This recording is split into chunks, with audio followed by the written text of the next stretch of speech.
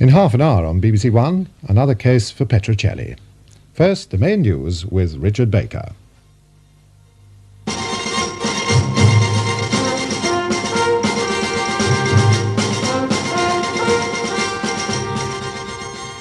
Good evening. Tonight, speculation that President Carter is now planning an initiative in Northern Ireland. It's arisen with the visit to Ulster today of Mr. Tip O'Neill, an influential American congressman. But while he was talking with political leaders, there was angry reaction to his remark that Britain was treating the province like a political football. 3 foreign reports in Rhodesia, how the majority rule elections have impressed the foreign observers. Afghanistan, the almost forgotten but developing war against the Soviet-backed regime in Kabul. And the St. Vincent volcano. Is Britain doing enough to help the islanders in their time of need? And as a week of election campaigning moves to an end, Mr. Callaghan tonight charged the Conservatives with deceiving voters over their tax promises. He offered the Tories a slogan, vote now, pay later.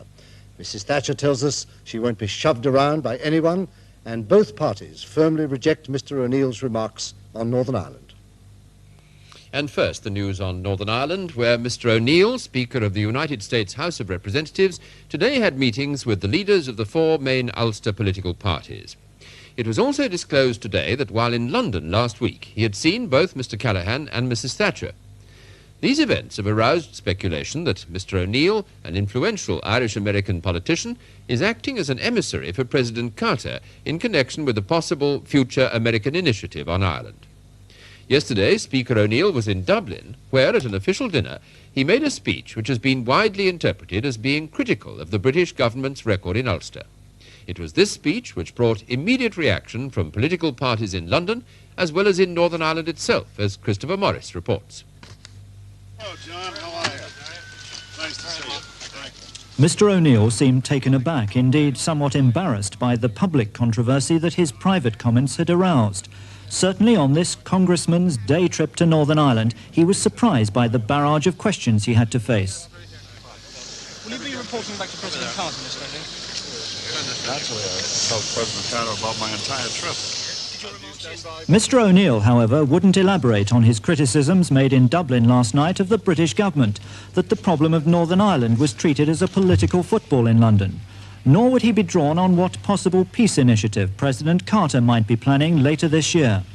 Meanwhile, among the party leaders who had talks in Belfast with Mr. O'Neill, reactions were decidedly mixed. He was speaking this morning and he was accompanied by a number of distinguished congressmen, and they questioned me and I spoke to them and told them what my assessment was.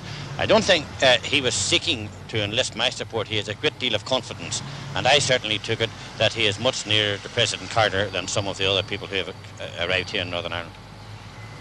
I think that Mr. Carter sees himself as some sort of peace man, Superman, and he's going to organise a series of Camp Davids on certain things that concern him. And of course it's good, cheap electioneering for the Irish population. It doesn't stop the killings and the bombings. Although Mr. O'Neill himself won't admit it, a full report of the congressman's fact-finding trip to Ireland, a detailed account of their talks with political leaders north and south of the border, is already being prepared to be handed to the American president immediately upon their return home. So it does seem likely now that President Carter himself is planning an American initiative towards a solution of Northern Ireland's crisis. Mr. O'Neill can complain that he's been misunderstood. His political football reference was picked on, while just about everything he's said in Ireland has in fact been studiously moderate, and he's even shown sympathy for the Unionists.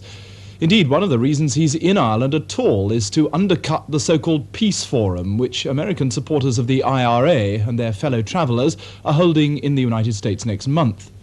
But Mr. O'Neill's main purpose is to see at first hand what can be done to end the present stalemate in Northern Ireland and report back to President Carter. That way the President can make up his own mind about the desirability of staging some sort of Irish Camp David. But that would only be in close concert with Britain. And last week, Mr. O'Neill saw Mr. Callaghan at number 10 for a visit which went almost unnoticed at the time. He was clearly trying to find out Labour's plans for a new initiative in Northern Ireland if it wins the election. He saw Mrs. Thatcher the same day to get the Conservative line. In fact, neither party has any immediate plans, and President Carter may decide to give Britain a gentle push for change.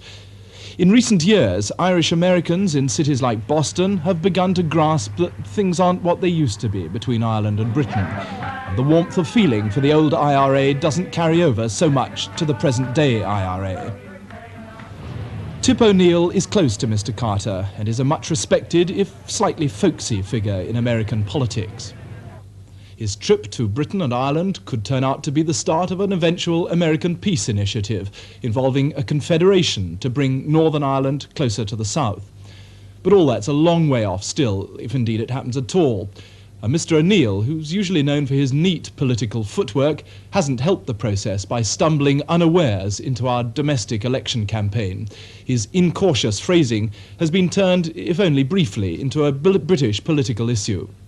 Over now to our political editor, David Holmes, in the election studio. What stirred the election campaign today about Northern Ireland was not that it became an issue in the normal sense, but that the major parties combined to reject this oddly timed American intervention in British politics. The fact that they did combine showed how strongly the two parties agree on Northern Ireland policy. If there had been serious divisions, they would certainly have showed today. Mrs. Shirley Williams, deputising for Mr. Callaghan at the morning news conference, said the government would be prepared to consider a fresh initiative if there was any sign that it would be acceptable to both communities in Northern Ireland, and she thought that was a common wish between the parties. As to Irish-American knowledge of Northern Irish affairs, her experience was that they were often out of touch. The Irish-American community has very little idea of the truth of the position in Ireland or in the Republic of Ireland or in Northern Ireland. And when Garret Fitzgerald, then the Foreign Secretary, went and spoke to the Irish community in the United States, he found them amazed that the Republic was also strongly against the IRA. This was something they simply could not conceive of. And the reason for that was that many of them, I believe, still regard the situation in both parts of Ireland as essentially being that it was when they left for the United States, mostly in the 19th and early 20th centuries. And at Conservative headquarters, Mrs. Thatcher firmly rejected Mr. O'Neill's charge. When I see that we are accused of making it a political football, my reply is that's exactly what we've been careful not to do. And we shall continue to be careful not to do it. The events there are too tragic, too deeply tragic, for any of us to do that. Mr. John Pardoe, the Liberals' deputy leader, however, said Mr. O'Neill had been right in what he said. Speaking on Radio 4's election call, Mr. Pardoe stressed he was giving a personal opinion. He wasn't speaking for his party. He felt a time limit should be set for withdrawal of troops, and he thought they should leave within 3 years. All parties then seemed reluctant to see Northern Ireland drawn into the election fray. Indeed, Mr. Callaghan made no comment upon it. Instead, he was out once again lending support to his party workers in vulnerable Labour territory, this time the North West. As election day moves closer, the pace of these public appearances is quickening. Today's visit to the impressive and crowded Town Hall Square of Bolton, where Labour only just holds the 2 seats, has been a strong contrast to Mr. Callaghan's more modest welcome to this part of the country at the beginning of his campaign. Let's just see a few people. A big crowd, bright if chilly weather, the Town Hall steps as a ready-made rostrum, and several hundred more people hear the Prime Minister's election message. Then it was a short drive from Bolton to the smaller town of Chorley. And Mr. Callaghan, now well into the swing of this campaign, divided into the daily press conference, the election meeting and the walkabout, spoke again to the crowds jostling through the marketplace. While, on the edge of the crowd, Mrs. Callaghan carried on her own mini-campaign. Your daddy vote Labour. Somewhere in the middle of this crowd is the leader of the Conservative and Unionist Party, Mrs. Margaret Thatcher, visiting an old people's centre in West London. Abroad, such is the interest in a blonde at number 10 that every television station with a film crew is in London. We've always been very lucky, and the number of people have been so loyal. Do you find the lights just a little bit bright? The lights, my dear, just a little bit bright. You're all dressed up, looking lovely. The number of newsmen travelling with Mrs. Thatcher doubled today to more than 100. This being Paddington, and a Labour seat the Tories would like to win, it was inevitable that Paddington Bear would turn up. to go off with Mrs. Thatcher to the next media event, where she decided to get things properly organised. In Ealing, the Conservative Council has started selling off council houses. I asked about that sale. Would you like to just to tell them why? I think the main thing, Michael, is that Mr. and Mrs. Parker applied to buy the house because they liked it very much, but it still had a Labour council. And the Labour council turned you down, didn't they? As for the price asked by the Tory council, that, said Mrs. Thatcher, was a very personal matter.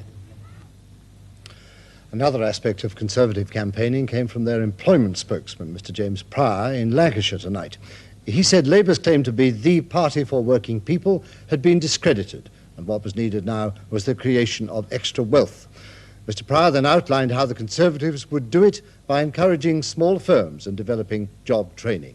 National economic recovery, said Mr. Pryor, would make a new beginning, and then he used a football analogy. A government can put the ball at your feet.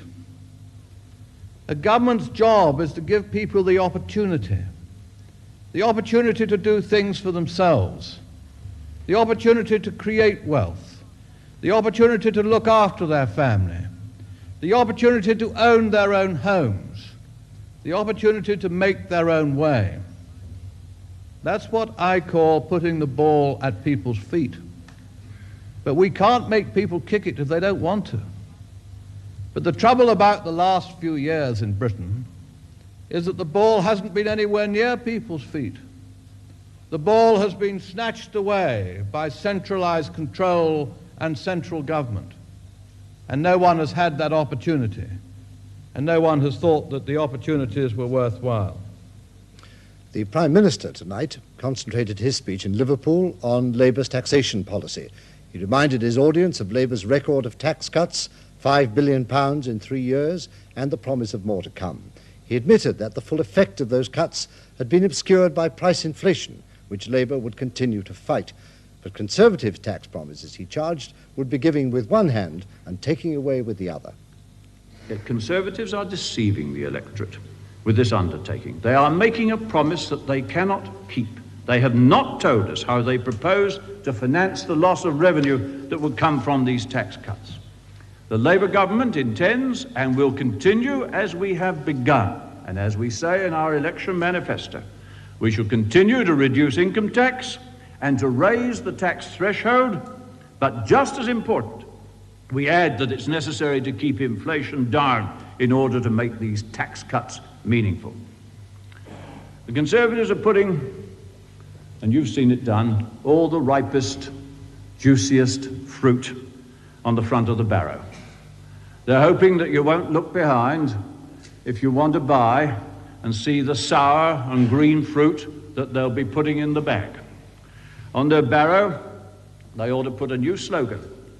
I offer it to them free in this matter of their income tax cut promises. They ought to put the placard on. 4 simple words. Vote now, pay later. David Steele developed an old theme in London today, the way he said the two major parties kept alive the idea of industry having two sides, management and labour.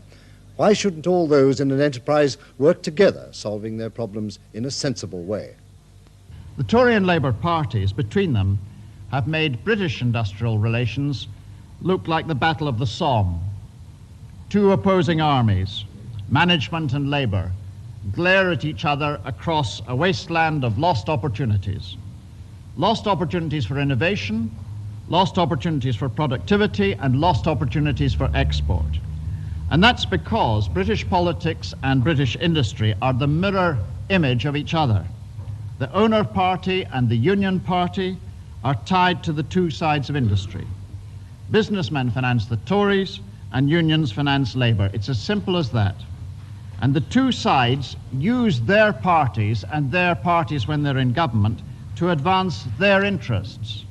And the two political parties use the two sides of industry to keep convenient class prejudice alive and to pay their bills, because he who pays the piper calls the tune. Mr. Steele also found time to attack last night's Conservative election broadcast as glossy commercialism likening it to the selling of cat food. He was asked, however, why he thought that if a concern could sell millions of tins of cat food by such techniques, it could not sell a political party. I don't believe that the voters should be treated and political parties should be treated as selling cat food. If other people want to spend thousands, and that one last night must have cost thousands of pounds to make, if they want to sell politics like cat food, let them. Maybe the politics they're trying to sell are like cat food. They're a very uncertain mixture. When you open the tin, you don't know what it's going to look like. I open tins of cat food quite regularly. I think it's disgusting stuff. I hope the manufacturers of cat food won't object to that, but you never know what's in it. You don't know whether it's artificial or whether it's real meat. I remember we produced, not this election, but a previous one, a budget for our party broadcast, which came to £30, 3 shillings and threepence halfpenny or something, the threepence halfpenny being for the early edition of the Evening Standard that night. And we didn't do too well, but I'm going to continue to conduct the argument, at least appealing to the basic intelligence of the voters, and I don't think they should be treated as simply selling cat food. That's my answer. However they react to party election broadcasts, voters will be aware, relieved even, that tonight we're about halfway through the campaign. Yet for most of us who've known earlier elections and are trying to pick our way through this one, there's a feeling of waiting for the action still. The issues are all laid out for argument: taxes, the unions, inflation, law and order, immigration, etc. The differences are there, yet they're only being fought over in the gentlest manner, really. Some journalists say that's partly due to a special cause. The Labour and Conservative morning news conferences, where blast and counterblast used to be the rule, are for the first time being held simultaneously. So getting one party to respond to the other's attacks is pretty difficult. Mrs. Thatcher was asked this morning why things couldn't be as they used to be. Her answer was in characteristic style. I'm always the essence of sweet reasonableness, and that's just exactly what I tried to do. I said to the Labour Party, look, we would like to go first, and they said, we would like to go first. So I said, all right, you go first one day, we'll go first the next day. They said no, so I said no, and that seemed to me very reasonable. I was perfectly prepared to say, all right, you go one day first, I go first the next day, but I'm not going to be shoved around by anyone. That's the Margaret Thatcher we've come to know during the campaign, who said last night that Britain needs an Iron Lady, who talked of placing a barrier of steel across the path to social disintegration, who says, almost in a messianic way, come where I lead. With such a contestant and a Prime Minister who can show his steely side, why is battle not joined then? Perhaps because Mr. Callaghan's message seems to be sometimes of a gentler design. He talks more of partnership. Cooperation is Labour's way, he says. It's an idea whose time has come. Or is the lack of real aggressiveness in the campaign partly due to the fact that incidental events, like the cost of living index, the unemployment figures recently, that they have, if anything, helped Labour's defence of its record rather than the Conservative attack upon it? Is it perhaps that the Conservatives are pacing that attack to reach a later climax? As to how the voters will respond to all this, there seems to be a general acceptance among politicians of this morning's opinion poll finding, that as many as 22% have yet to decide which party to vote for. They have, after all, 13 days to make up their minds, in which time the whole campaign could change. Our political editor, David Holmes, on the election campaign so far. Now abroad, and that other election, the one in Rhodesia. With 1 day left, more than half the electorate have gone to the polls to choose the country's first majority-rule government. Many of the international observers apparently approve of the way this disputed election is being conducted. John Humphreys reporting. Each morning, soon after dawn, fleets of ancient Dakotas leave Salisbury carrying hundreds of foreign journalists and observers to points across Rhodesia to watch the election happening. They've never had so many newsmen here, and the authorities are determined to squeeze every last ounce of favourable publicity out of all this. So far, they're delighted with the result, because Rhodesia is being presented abroad as a country bent on democracy despite the odds against it. They're even happier with the way so many foreign observers are reacting. Some, like the British observers sent by Mrs. Thatcher or the Parliamentary Human Rights Commission, are more restrained and don't want to talk about the elections until they're over. Although there's general agreement that the mechanics of the voting process itself are working well, there's some concern that they're not really finding out why people are voting in such large numbers.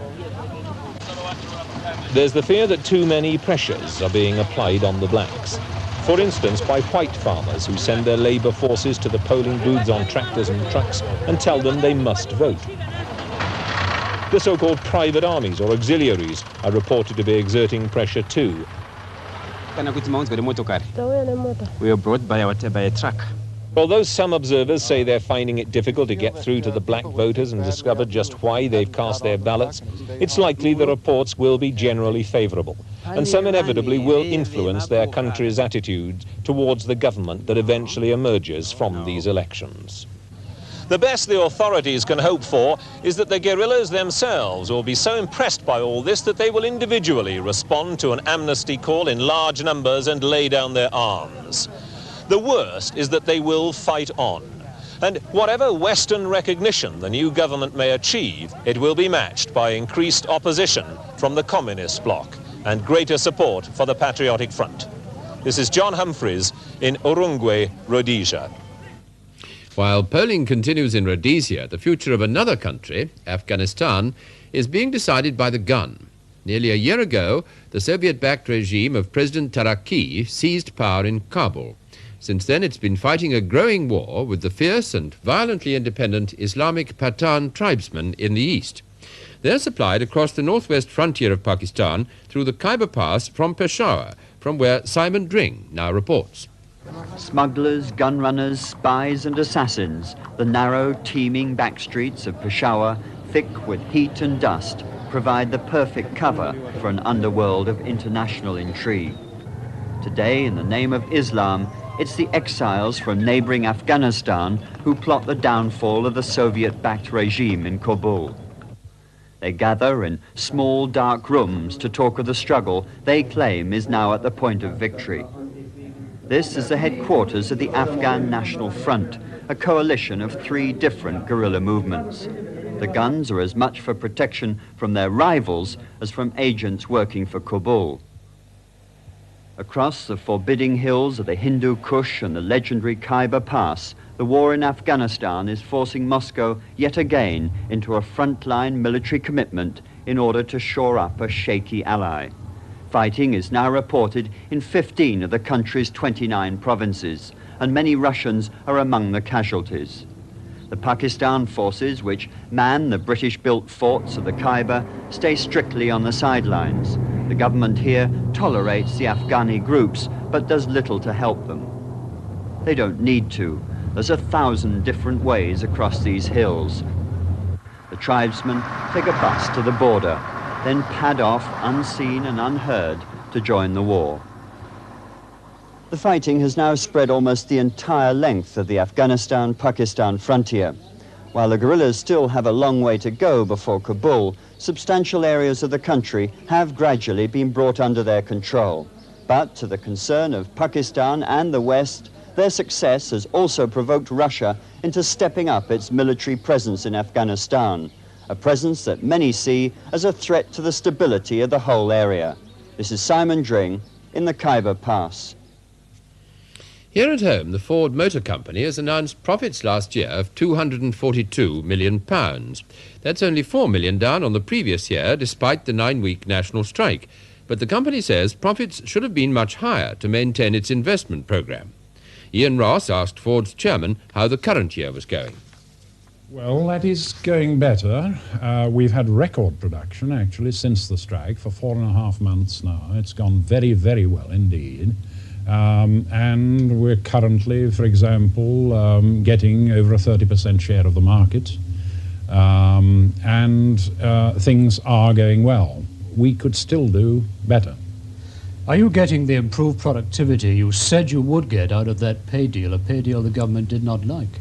Yes, it's early days, but it's certainly a fact that we've reduced the amount of absenteeism, and the unofficial strikes have been very much reduced since this deal went in. The Times is to start printing again, but so far only a weekly edition that will be printed and distributed overseas. It's a decision that's been sharply criticised by the major print union, the National Graphical Association, who threatened to black the new paper. It's also evoked mixed feelings from the Times journalists, as Prakash Merchandani tells us. Times journalists were already holding meetings when the news broke. Some said they were appalled at being ignored by the management on such a crucial decision. Others were more worried about having to cross picket lines to write for the new paper. And what did the Times hope to achieve by an announcement at such a delicate moment? We want to keep the paper alive, that's the first thing. We want to give our journalists an opportunity to write, which is very important. And we want to reach our overseas audience, who are important not only from a Times point of view, but also because they're an inherently important group of people who receive their impression of Britain largely from the Times. Is there any reason for the secrecy about the location of printing? We think it's possible that people might try and stop us, and we don't want to draw attention to how we're doing it at this stage. It's still not clear who's won round two, even on points. The NGA have threatened to take action against the Times regional newspapers if the management goes ahead with its plans for the new paper. And the Times journalists, many of whom are anxious to see their work in print, are caught between their professional instinct and the picket lines. And round three begins outside this doorway next Monday. The last of the Concords has made its maiden flight. 10 years ago, it was Captain Brian Trubshaw who flew the first British-built prototype from Filton near Bristol. This afternoon, Christopher Wayne was there to see him take up the last of the 16 production Concords. Concorde 216, otherwise known as Kilo X-ray, was rolled out from the hangar at Filton just after 6 o'clock this morning.